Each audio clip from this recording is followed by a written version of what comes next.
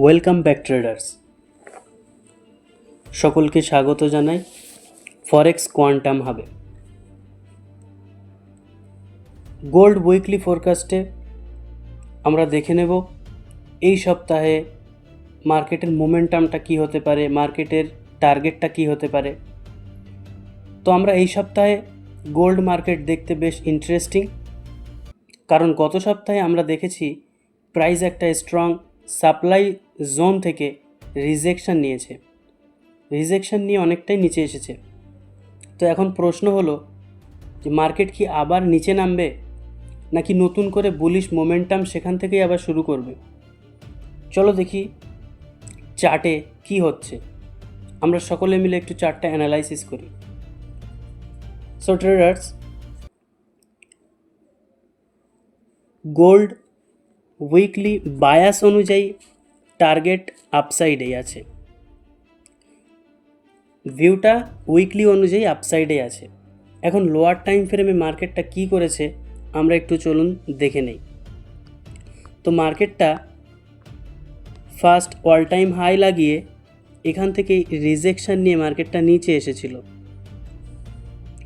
Same level থেকে মার্কেটটা সপ্তাহ শেষ হবার আগে দেখেছি স্ট্রং একটা রিজেকশন নিয়ে মার্কেট অনেকটাই ফল করেছে। তো আমাদের কাছে এখন একটা ইমিডিয়েট রেজিস্ট্যান্স বলুন, সাপ্লাই বলুন, এটাই আছে যেখান থেকে মার্কেট একটা শার্প মুভ দিয়েছিল। তো মার্কেটটা কি আবার নিচে আসবে নাকি ওপরে যাবে, চলুন একটু অ্যানালাইসিস করি। তো 1 আওয়ার অনুযায়ী মার্কেটটা একটা কনসলিডেশন ফেজ তৈরি করেছে, যেটা আমরা চার্ট প্যাটার্ন অনুযায়ী ফ্ল্যাগ অ্যান্ড পুল বলে থাকি। তো মার্কেট এখানে একটা ফ্ল্যাগ অ্যান্ড পুল তৈরি করে আপনার কনসলিডেশন করেছে। আমরা যদি একটু ডে টাইম ফ্রেমে যাই, ডে 1 টাইম ফ্রেমে, তাহলে আমরা দেখতে পাবো শুক্রবারের দিন মার্কেটটা একটা ইনসাইড বার তৈরি করেছে। ইনসাইড বার তৈরি হওয়ার কারণে মার্কেটটা একটা কনসলিডেশন তৈরি করেছে। তো কনসলিডেশনে মার্কেটে আমরা কোনো কিছুই করব না, কোনো ট্রেড নেব না, বাট আমরা একটা এক্সপেক্ট করতে পারি মার্কেটকে যদি আবার নিচে আসতে হয়, তাহলে মার্কেটটা যদি ফ্ল্যাগ অ্যান্ড পুল যে আমরা চার্ট প্যাটার্ন বলি সেটার নিচে যদি একটা ক্যান্ডেল ক্লোজিং হয় 1 ঘন্টার, তাহলে তার রিট্রেসমেন্টে আমরা একটা সেল এক্সপেক্ট করতে পারি। বাট মার্কেটের ভিউ আপসাইড আমরা সেল না দেখে স্ট্রং বাইং জোনটা যদি আমরা খুঁজে নেই, তাহলে খুবই আমাদের জন্য গোল্ডের ক্ষেত্রে ভালোই হয়। সো ট্রেডার্স, ডে 1 অনুযায়ী যদি আমরা স্ট্রং লেভেল, ভালো লেভেল খুঁজি, তাহলে আমাদের কাছে একটা ডে 1-এর ফেয়ার ভ্যালু গ্যাপ আছে। এখানে ডে 1-এর ফেয়ার ভ্যালু গ্যাপ এখানে আছে, আর সেকেন্ড আছে ডে 1-এর অর্ডার ব্লক। তো আমরা যদি গোল্ডে বাই করতে চাই তাহলে কি করব, মার্কেট রিট্রেসমেন্ট করে যদি অর্ডার ব্লক অথবা এফভিজিতে এসে লোয়ার টাইম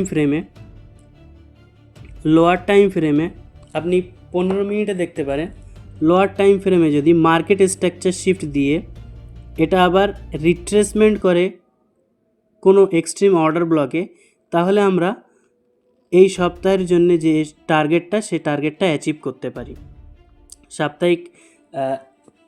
সাপ্তাহিক টার্গেট হলো আপসাইড, এবং গোল্ডের কাছে ভিউটাও আপসাইড আছে। এখন সেক্ষেত্রে আমরা যদি বাইটা ধরতে পারি একদম লো থেকে, তাহলে আমরা হোল্ড করতে পারবো। তাহলে আমি আবারও বলি, গোল্ডকে যদি বাই করতে হয় তাহলে ইমিডিয়েট আমাদের কাছে দুটো লেভেল আছে। Buying level high time frame অনুযায়ী মার্কেটের ডে 1 এফভিজি আমরা পেয়েছি এবং অর্ডার ব্লক পেয়েছি। তো এই অর্ডার ব্লক এবং এফভিজিতে এসে যদি আমরা দেখি 15 মিনিটে মার্কেট স্ট্রাকচার শিফট, যেটা আমরা এমএসএস বলি, মার্কেট স্ট্রাকচার শিফট করে, তাহলে আমরা এক্সট্রিম অর্ডার ব্লক থেকে একটা বাইং এক্সপেক্ট করতে পারি উইকলির জন্যে।